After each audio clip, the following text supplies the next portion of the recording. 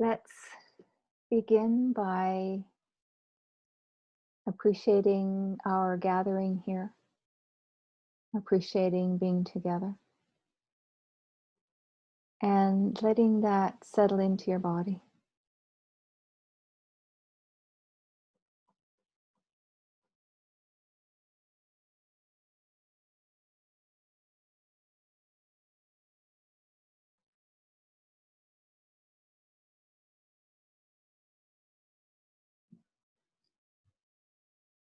And I'm going to, in a moment, share my screen and we'll chant the refuges.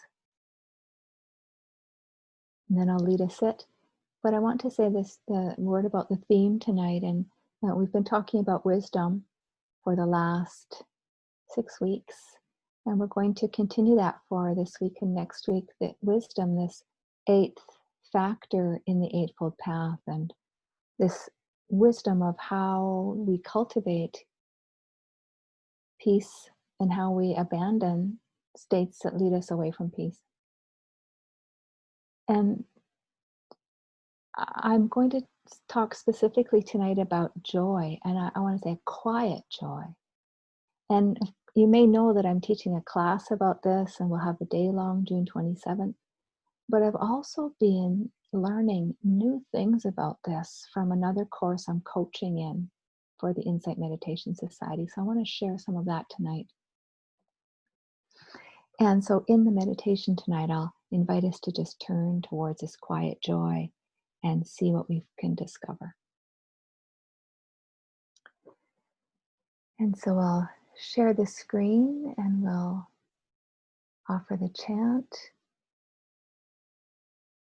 And so we'll be chanting this in Pali, Namo Tassa Bhagavato Arahato Sama Sambuddhassa, and that's honoring our inner capacity, or the Buddha, our inner capacity for peace. And then we'll be chanting this piece here, Buddhaṃ Saranam Gacchāmi, which is taking the refuge in the Buddha, our internal capacity for understanding and peace, wholesome states. And then Dhammang Saranam Gacchāmi, taking refuge in the Buddha, or in the teachings, in the way it is. And then Sanghang Saranam Gacchāmi, taking refuge in the community. And you can feel into what community means for you. Might be our group here tonight, this beautiful group of kind, kindred hearts gathered here to support us. Might be many of the other circles in your life, your community, your neighborhood, your friends, family, pets, the community of nature, or the community of Treaty 6 that we're all a part of here in the traditional homeland of the Cree and the Saulteaux, the Dakota, the Nakota, and the Métis. And so I'll chant, and you can all chant along with me, or you can listen in, however it works for you. And this is just a way for us to enter this kind of sacred time together. Begin this inner sacred time in community.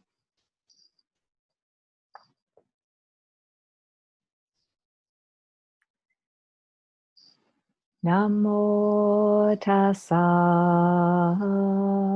Bhagavato Arahato Sama Sambuddhassa. Namo Tassa Bhagavato Arahato Sama Sambuddhassa. Namo Tassa Bhagavato Arahato Sama Sambuddhassa. Buddhaṃ Saranam Gacchāmi. Dhammang Saranam Gacchāmi. Sanghang Saranam Gacchāmi.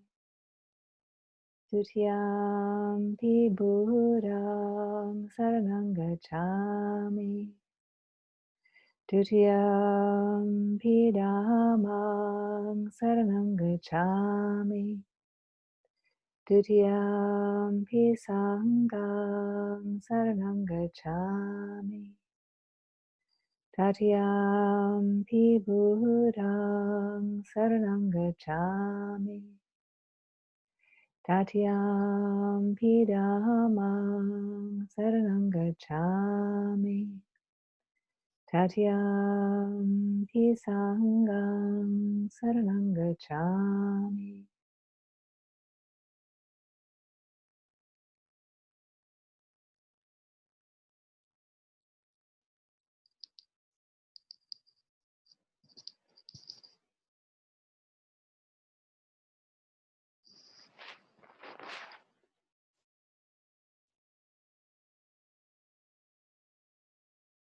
Settling into the sense of your body sitting,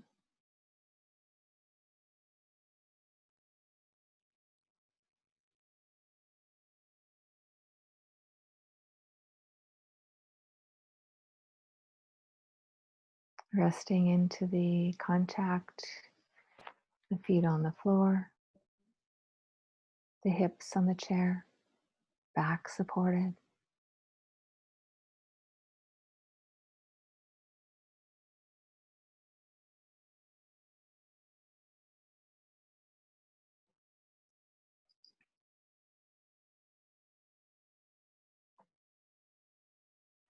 Just letting the body be heavy on the chair.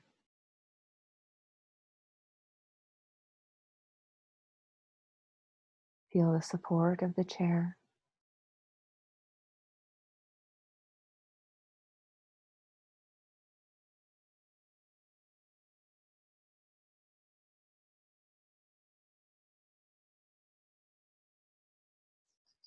You can ask, kind of inquire in if there's any small sense of pleasantness, just in sensing the support of the chair.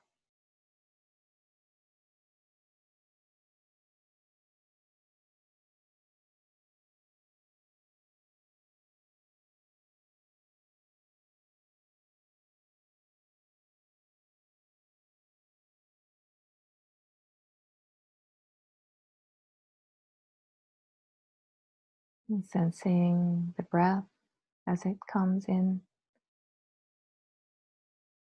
expanding the lungs and the belly,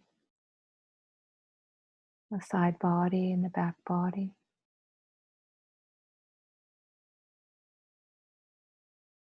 Lifting the shoulders maybe a little bit.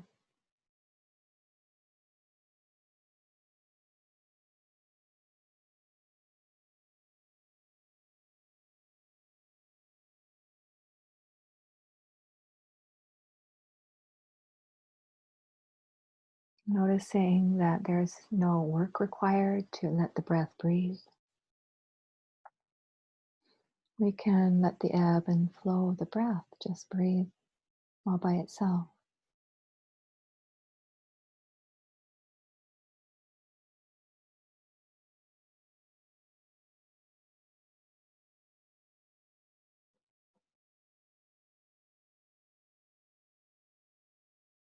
And then we can inquire in, is there any quiet kind of pleasantness in this resting in the ebb and flow of the breath?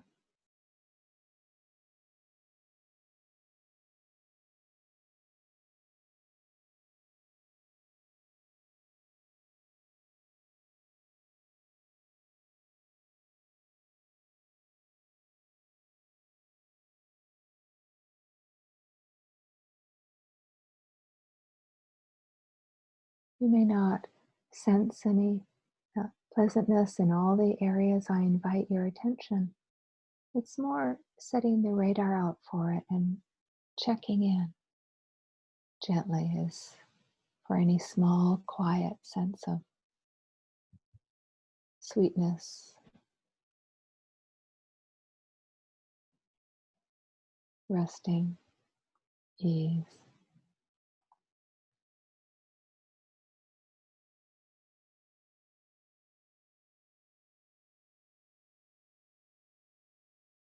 You can invite an ease into the body and the breath.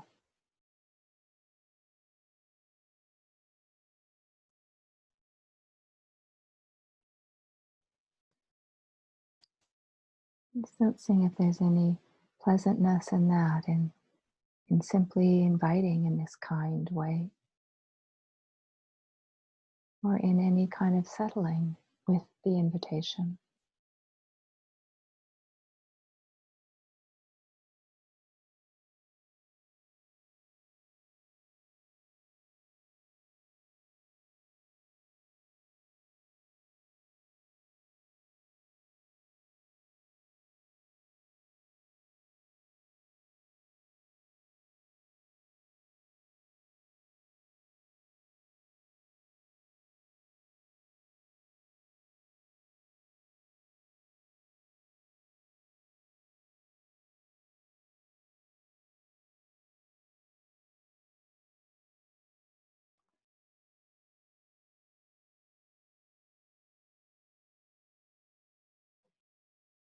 And then when the mind moves to thinking and comes back,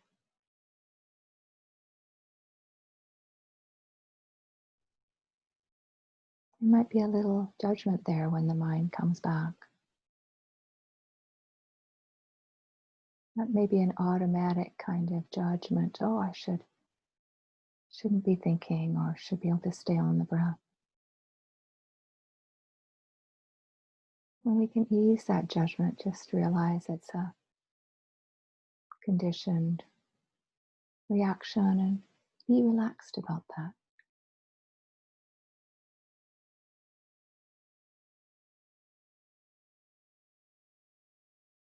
Seeing if there's any kind of small sweetness, small pleasantness in letting go of the struggle of stopping that judgment or stopping the mind from moving.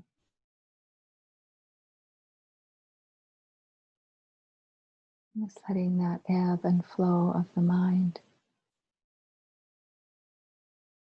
do its natural process as well.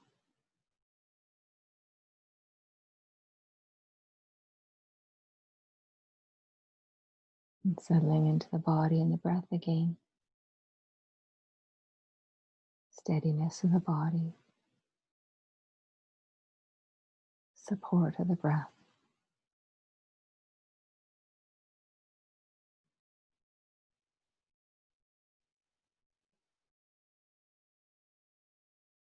And asking gently inside again, is there any pleasantness in that?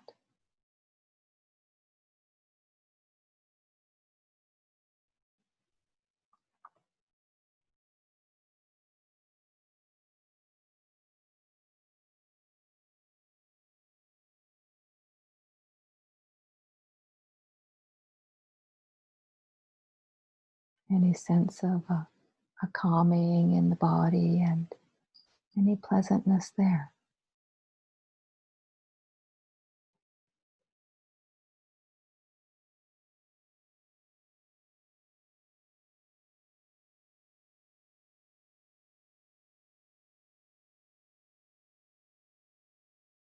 So just from time to time, checking in, noticing, is there any sense of any kind of ease or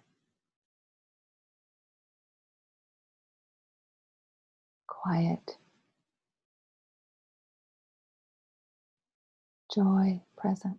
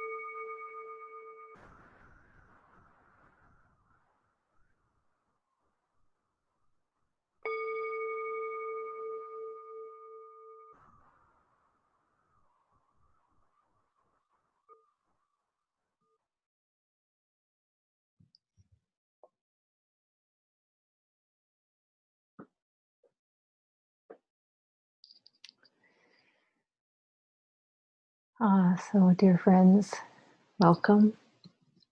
If you want to go to gallery view for a moment and just say hello to those folks who are here, those folks also who just kind of joined, who I didn't get to say hi to before. Hello, Sherry. Hello, Sandra. Hello, Leanne. Hello, Ted. And Sophia and Myra. Hello, everybody. Lovely to have you here. And just to take this, and Yarnell, hi. Just to take this moment to, oh, Robbie, hello, Robbie. So good to see all these faces. Just let it in. Just such a joy to have this opportunity to be here together. And friends, we're going to have a slightly different format tonight. We're just experimenting with Zoom. And one of the things we've noticed is that it's a little difficult for folks to share. You know, normally we have a little bit of sharing after the talk and comments and reflections, but we're noticing it's difficult for folks and might not be the best form. So tonight we're going to experiment with letting go of the reflection period, the discussion, the question period, and just close with a chant. And then invite those who want to talk about practice to the practice talk next week. Once a month, we're going to start having a once a month extended practice talk for folks who do want to share and talk, and we'll probably be a little smaller group and time to share about practice. So that'll be next week. And so tonight, what I want to share with you is that my mind has been boggled this week by some things that I'm learning, and I really want to share with you. As I mentioned earlier, I'm teaching a joy class. I'm offering a joy retreat at the end of June, and I'm also coaching a class through the Insight Meditation Society with Venerable Analayo called Introducing Mindfulness. And Venerable Analayo is an amazing scholar. He's a monk, a monastic from Germany, ordained in Sri Lanka, now living in Barre, Massachusetts at the Barre Center for Buddhist Studies. And when I go there for my training, we get to see him every so often. And sometimes in the morning, I have the opportunity to offer him his meal. He will take his meal around just after breakfast, a big bowl, and there's be 8 or 10 of us, and we each offer a little bit into his bowl, and the cook is there. And it's a very kind of sacred event. And I've had the opportunity to sit with him just for a couple of half days. He's in retreat 5 days a week, and then on 2 days a week, he comes out of retreat basically and writes a book. He's so prolific. He's got many titles, like many, and he wanted to, he's a very prolific translator, and he learned Chinese, Tibetan, and Pali in order to read the direct texts, the direct suttas in all of those 3 languages, and then be able to compare them and translate them into English. And so he has written this book called Introducing Mindfulness, and it won't be available for purchase until November. But this course that we're coaching is based on this new research that's just coming out in November. And so this is what I'm all fired up about. And one of the big, huge things that he talks about is the role of joy. And so let's see, what have I got here? Okay, so got all excited there. So the role of joy in our meditation practice. And So I want to offer this tonight, and of course, this role of joy can be very instrumental at all times. Times when we are having a nourishing time, an easeful time, then to be able to notice that more closely. Neutral times, and also difficult times, challenging times, times like we are in, of course, the time of COVID. Uh, this quiet joy can be a support. And the time over the last couple of weeks, of course, as well, when we've seen the very, very challenging situations in the States, the the death and the murder of George Floyd, and the subsequent responses to that from all over the world. And so this quiet joy can be a support in all circumstances in every situation.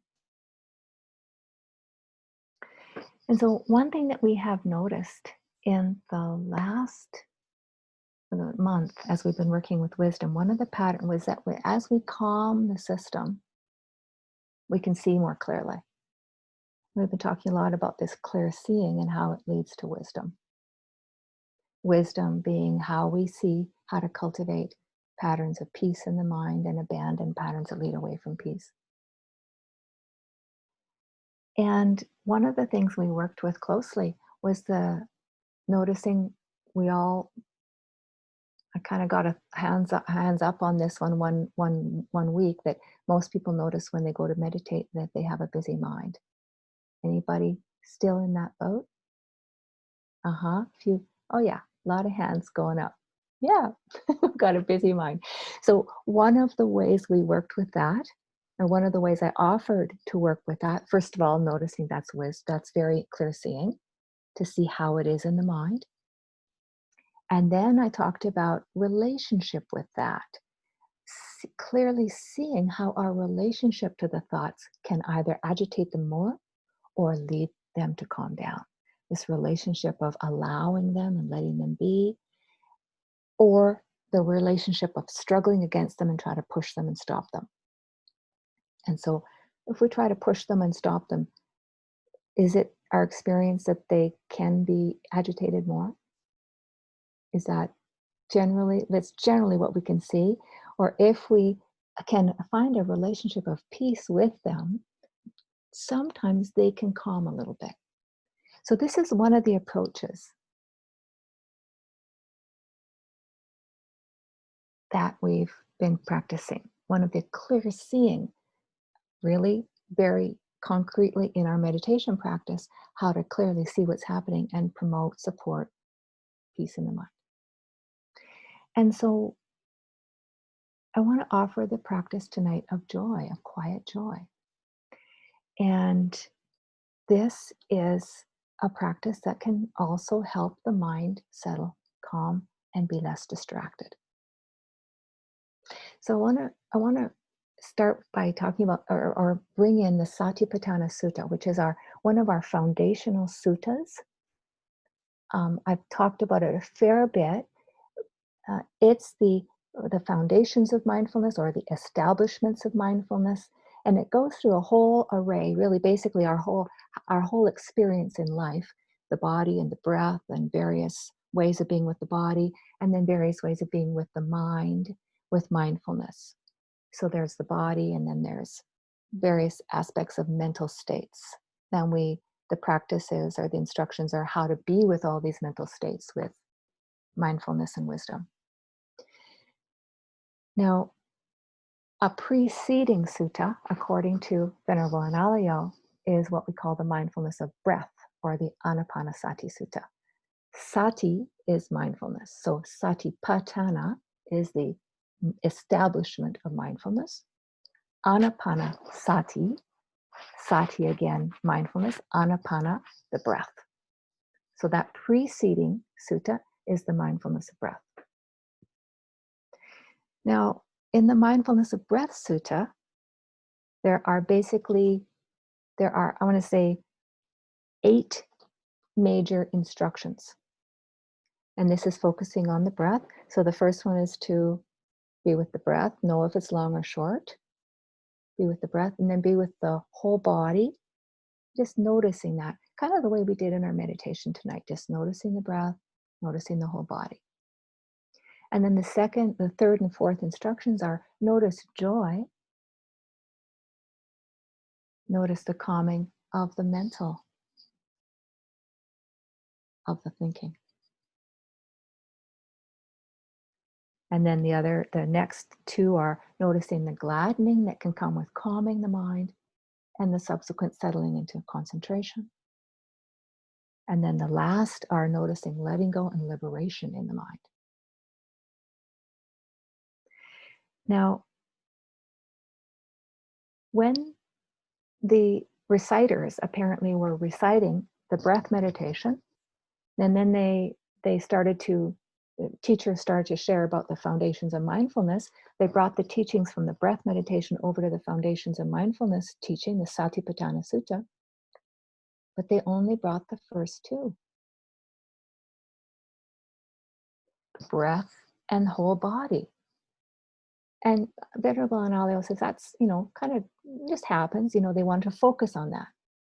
But guess what got left behind? Joy. And so the foundations of mindfulness became our foundational sutta that we base most of our instruction on. Anapanasati over here with the joy got left behind. Joy got left behind. Can you that's amazing to me. And so Venerable Analayo was saying, we got to bring joy back. So here's what he says about this. He says, the experience of distraction, he's going to talk about this experience where we all have of distraction in the mind goes thinking. The experience of distraction when cultivating the four establishments of mindfulness. We all know that, right? So this experience of distraction when cultivating the four establishments of mindfulness can be countered by shifting to another meditation practice that inspires joy and thereby leads to the arousing of more joy and happiness, and then to concentration. And what we mean by concentration is more deep calming. We've sensed the calming, and as we turn to joy, that can deepen into concentration. The potential of joy and happiness in this respect is evident in the instructions on mindfulness of breathing, the Anapanasati. In later times, I want to bold this, in later times, an emphasis on only the first steps of these instructions appears to have led to losing sight of the potential of joy and happiness to counter the mind's tendency to distraction. So joy got lost in the translation. And so the instruction really could be settle into the breath, settle into the whole body, and then look for joy. And so I tried to bring that into the meditation tonight, and I think that this needs to be our fundamental practice. We need to bring joy in as a fundamental instruction. And then what Venerable says is that once we taste that joy, the other steps in that sequence to liberation unfold on their own. We'll study that another day. But the joy kind of is like a domino, it catalyzes the other stages. So it's the joy that we need to bring in. And so here's another quote from Venerable Anālayo about this joy and the potential to calm the mind. He's going to talk here about restlessness and worry in the mind. So in the case of restlessness and worry, anything that calms the mind will be helpful. A useful tool here is, again, attention to the joy of being in the present moment, in particular with emphasis on resting in whole body awareness. Relaxing into this joy will allow body and mind to become calm and tranquil, thereby directly opposing the tension of stress and restlessness and worry. The same type of practice will also help to emerge from the attitude of being too pushy and expending too much effort. That's the effort of trying to stop the thinking. Are we all familiar with that? That too pushy effort. I do it. I mean, we will do this all the time, so we don't have to judge it. But isn't it nice to know he's recognizing it? And so some degree of effort is indeed needed, but overdoing it will be detrimental to progress. It is important to cultivate contentment with our practice and its results. We meditate simply because this is simply the most meaningful thing to do, not because we desperately yearn for results. If goal orientation can be left behind, meditation just progresses so much better. And so there are two approaches to integrating joy into our practice. One is, and I recognize it's not easy all the time to recognize joy. So I'm going to offer these two approaches and talk about how to notice the flavor of joy right in our meditation. And so the first approach is just to begin to notice every so often. The way I invited us in the meditation to begin, we just dropped the question in, is there any kind of pleasantness here? And it's important to realize that when we look for quiet joy, it's not like, I'll often say it's not like the fireworks joy, it's not like the Hollywood joy. I like to say it's a quiet joy. It's the joy of being present, joy of resting in the steadiness of the body, the joy of resting in the breath, breathing all by itself, the joy of offering ourselves a little bit of kindness, the joy of sensing the community here. So these subtle, quiet joys. And as we look for them, sometimes we can't see them, but as we continue to just ask in, any quiet joy here, it starts to make itself known. The question itself is the water that waters the seeds. And the seeds get, the little seedlings rise up just as we continue to ask the question.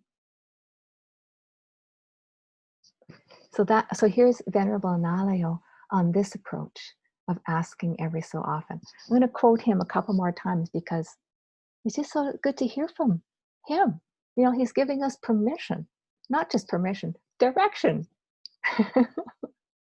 So in order to take advantage of the potential of wholesome forms of joy and happiness discussed above in the book, whenever feasible, the mindful experience of the breath could be accompanied by noting the pleasantness of the present condition of our body and mind as they become increasingly quiet. Such noting can eventually lead to the spontaneous arising of wholesome types of joy, which substantially support our ability to remain mindfully aware of the inhalations and exhalations as they occur in the here and the now. Just have to plug my laptop in, friends.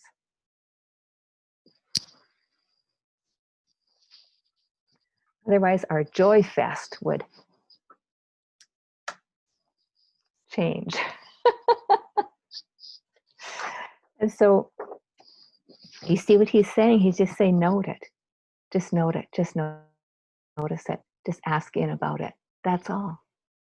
So that's one approach, to notice every so often. Now, here's another approach, a second approach that's a bit more, we might say, directed. A bit more directed. And this is literally noticing if the mind is distracted and literally shifting to something that brings you joy, brings you satisfaction, is appealing to you, is restful to you. So it's not just noticing, is it present now? It can be shifting to it. So here is what he says. Okay, so here he's talking to Ananda, his close companion. Here in Anda, a practitioner may be abiding, contemplating the body as a body, just like we were doing at the beginning of our time together. Ardent, fully aware, mindful, on the path leading away from the unhappiness that comes from wanting things in the world. That's his description of meditation. And for one who is abiding this way, contemplating the body as a body, a bodily sensation may arise. A bodily distress may arise, or mental sluggishness that scatters their mind outward. That's the distraction. That's the mind going here and there. Then a practitioner should direct their mind to some satisfactory image. And this means anything that is appealing to you, anything that you find pleasant, restful, nourishing. It says, when the mind is directed to some satisfactory image, happiness is born. And when they say happiness in the suttas like this, it's like not like Hollywood forever after happy. It's got lots of flavors of happy. It's like this quiet, I want to say again, quiet happiness, quiet, nourishing, nurturing, sustaining, deep well of happiness. But a little tiny bit is all we need. And sometimes that's what we touch, this little glimpse of it. So when the mind is directed to some satisfactory image, happiness is born. From this happiness, joy is then born. With a joyful mind, the body relaxes. A relaxed body feels content, and the mind of one content becomes concentrated. Then they can reflect. The purpose for which I directed my mind to this satisfactory image has been accomplished. So now I shall withdraw my directed attention to that image. And they withdraw, no longer think about that image, but they still feel content. So they understand, I'm not thinking upon or thinking about anything, or thinking upon that particular image or about anything. Inwardly mindful, I am content. And so they're noticing the contentment that came from directing their attention to that satisfactory image. And so we can do this right in the middle of a distracted sit.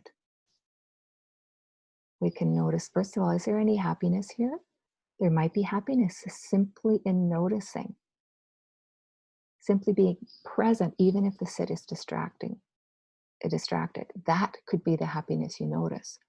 Or you can direct the mind. Look for some happiness. You can bring in the happiness of the body resting on the chair, the steadiness of the breath in and out, ease in the body, and the sense of kindness for yourself. Any of those happinesses, joys may be available to you. Or you can even look externally. If you want, you can touch something that has some texture that feels good. Or you can open your eyes and look around the room. We could do this right now. Look around the room and find something that's appealing to you. Could be a color, could be a texture, a shape, a picture. Take a moment, do that right now. Just take a look around. Let your eyes go where they want to go and land and rest on something your eyes just want to rest on. Could be a color, could be out the window, could be a texture.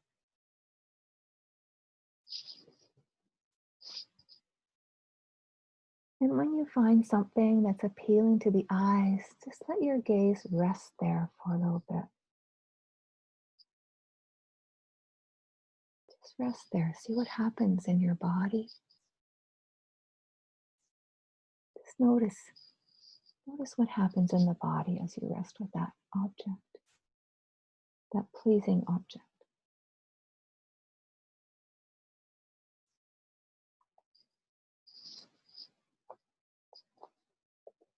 Just noticing inside what's in the body and the mind and the heart.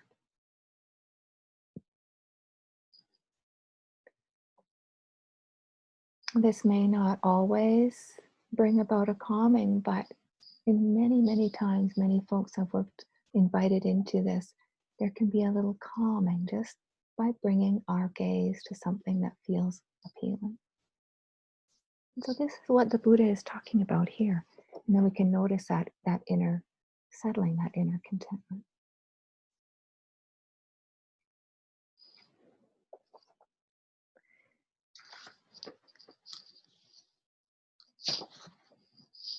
So I want to offer one more source of happiness, which is a big one. And this is another internal source of happiness. And we can do this on the cushion and off the cushion. And that is to be on the lookout gently for the absence of what we call the hindrances. The hindrances are the disturbing, distracting states of mind that often do distract the mind away when we're sitting in meditation, but when we're in regular everyday life as well. The hindrances are grasping, wanting something that's not here, thinking it's going to make us happy.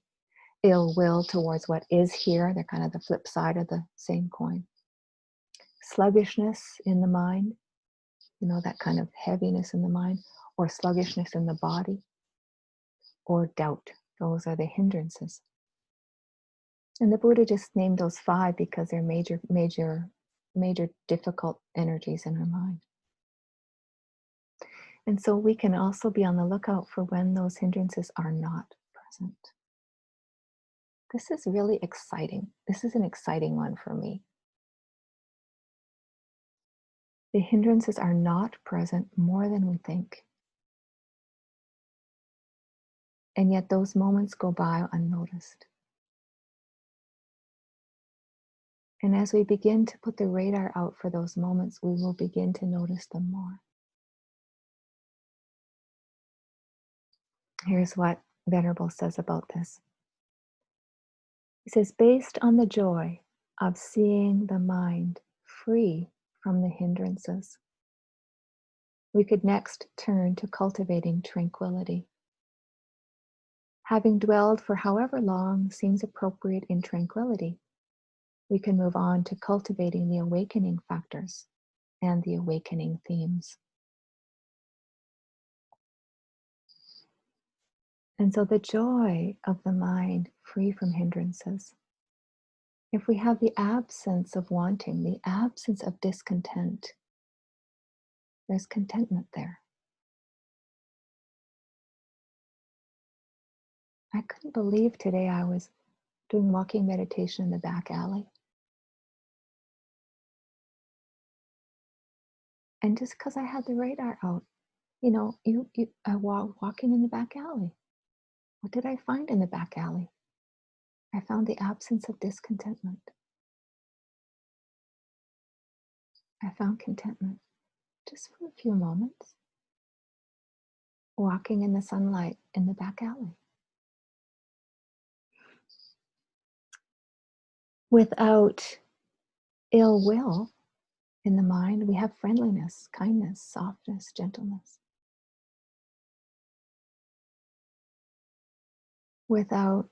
And there are moments we have that. Our minds tend to notice the moments the hindrances are here because our minds are hardwired to notice the difficult and the unpleasant because that's our survival brain. So we're not hardwired to notice the pleasant.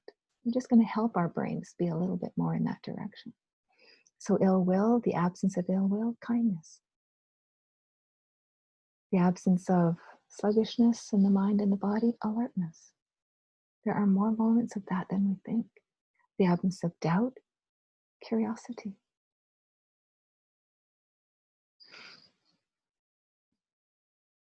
So I just have a poem about this absence of discontentment.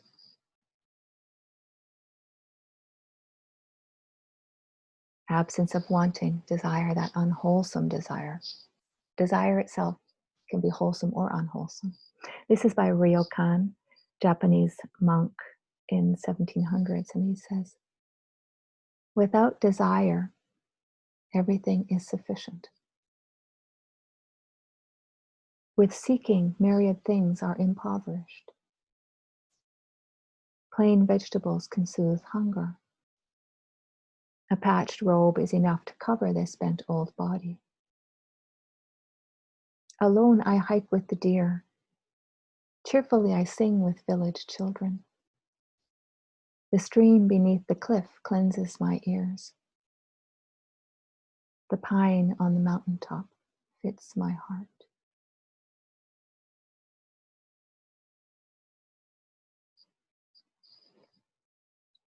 And so the hindrances we can bring joy, this quality of looking for quiet joy internally to our own experience and externally as well. One of the moments in the last couple of weeks that I really was struck by this was I sat in on one of the planning sessions for the movement for Black Lives in about 10 days ago, when they were just beginning to plan some of the responses in the States. And one of the things they said was, tomorrow is Sunday. It was Saturday they were meeting. They said, tomorrow is Sunday. Everybody needs to take tomorrow to replenish and nourish and turn to joy. And I thought, wow, they said, we'll need this balancing, we'll need this calming for the week ahead. And so and the session I sat in on was I mean, of course, a difficult session, but there was joy in there too. There was singing, there was poetry, it was joy in the midst in order to balance.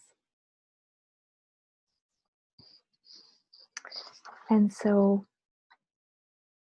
I want to leave you with that invitation to look for the quiet joy, internally, externally. One of the joys we can settle into right now is just again recognizing the community here, the joy of being together, this quiet joy that we can turn to that can nourish the system.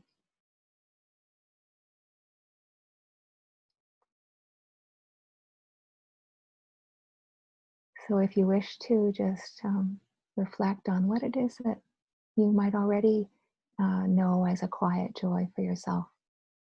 And inquire, is there a quiet joy right now? Or what would be a quiet joy, or this week to put your radar out for quiet joy? And the nourishment of the calming of that quiet joy.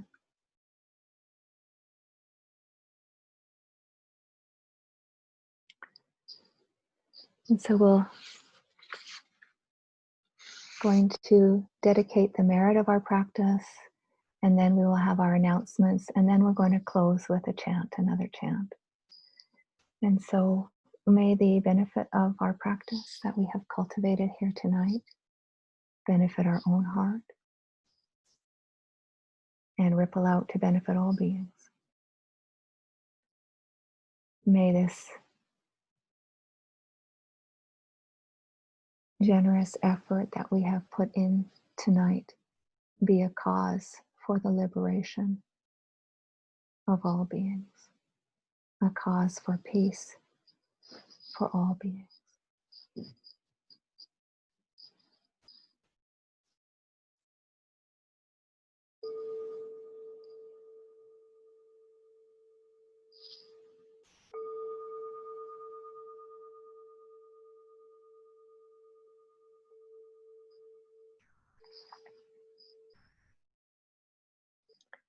Let's just sit before announcements just for a few moments and let the words settle.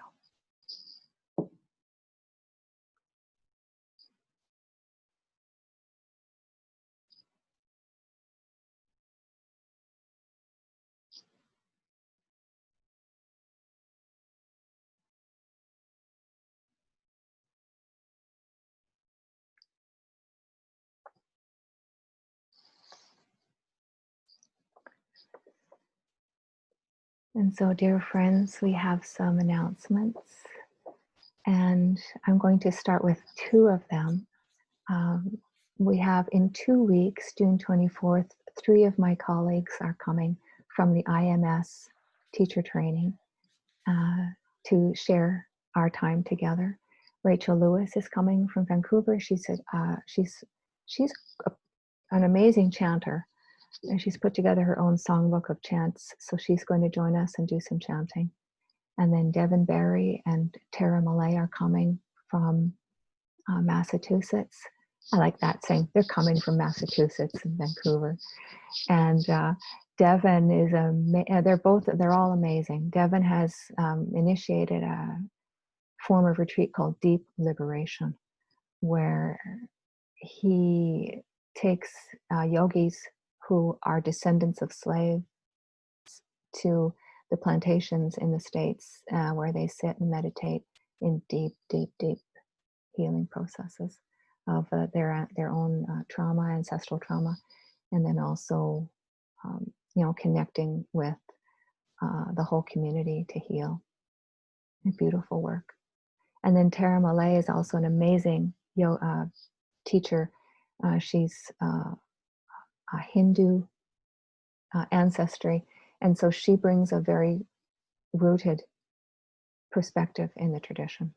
And so they're going to come, and we're all excited about sharing together metta. I'm going to share some of their practices, their favorite practices of metta. That's the 24th. And then also, we don't usually share many retreats that are happening online out across North America because there are so many. But we want to share some that are coming up because they are teen retreats and young adult retreats, and I want to draw attention to them. My other colleague, Jessica Morey, created a program called IBNE in the States about 10 years ago, which is for teens and young adults. And they're amazing retreats. And we've wanted to have some teen and young adult cultivation here for a while, but we haven't been able to get it going. So these are now online. And so we really want to tell people about them. And if you've got teens or young adults in your life that may be interested, these are fabulous, fabulous. So Andrew is going to post those in the chat and also on Facebook. So thank you for that. So thank you. So other announcements. Hi, as Jeannie already mentioned, next week she's going to stay online for an extended practice period. So if people have comments or questions about the practice, next week is the time to do it. So allow yourself some extra time after the regular sitting time next week.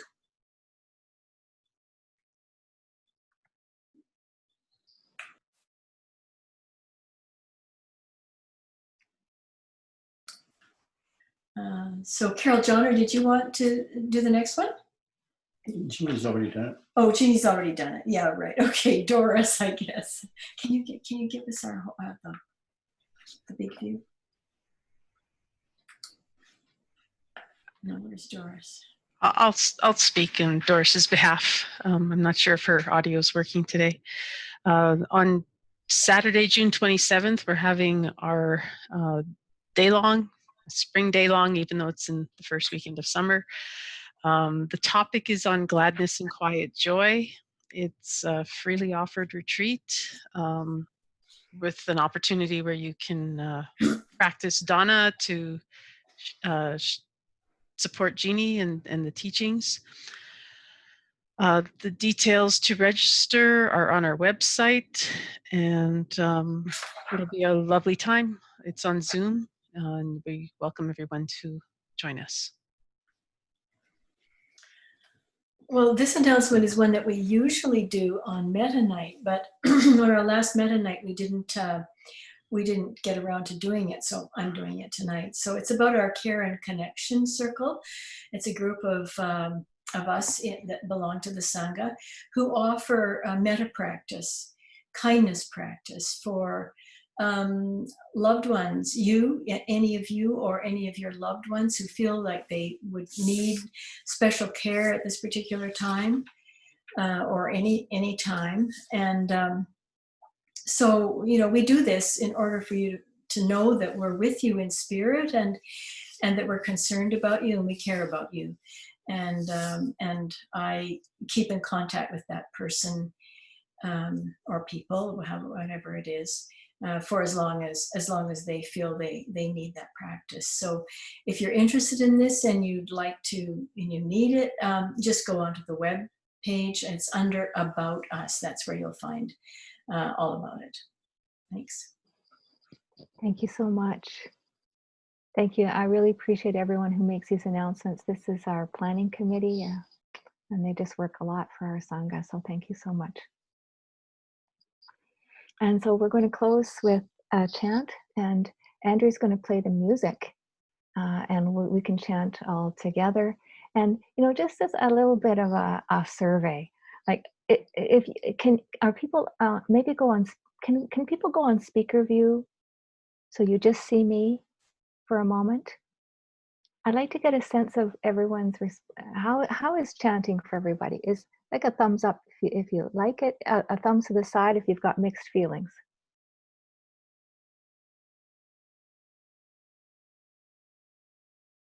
Everyone's thumb. All right, great. Okay, thank you. I want to have that sense, so I really appreciate that. All right, so you can go back in gallery view if you wish, and let's go for it, Andrea. We can all sing along. This is a loving kindness chant. This is a chant. You'll kind of catch it as you go. And we thought it would be nice to send ourselves off with this kindness.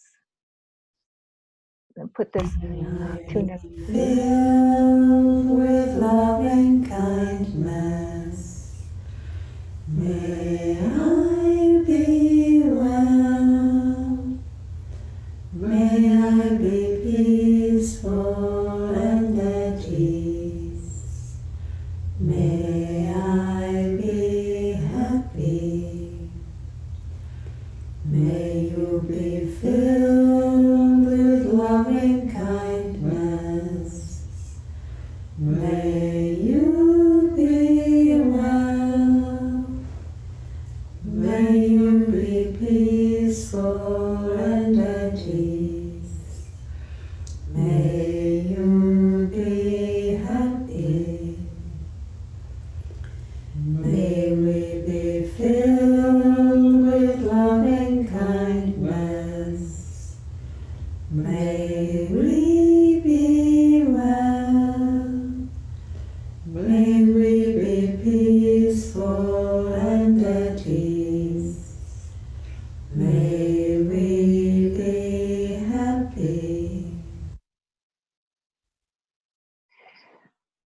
Take these kind wishes with you, everybody, and take the Sangha with you, and look for quiet joy this week.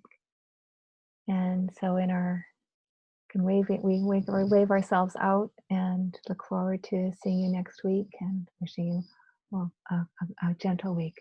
Bye, everybody. Bye-bye. Lots of care to everybody.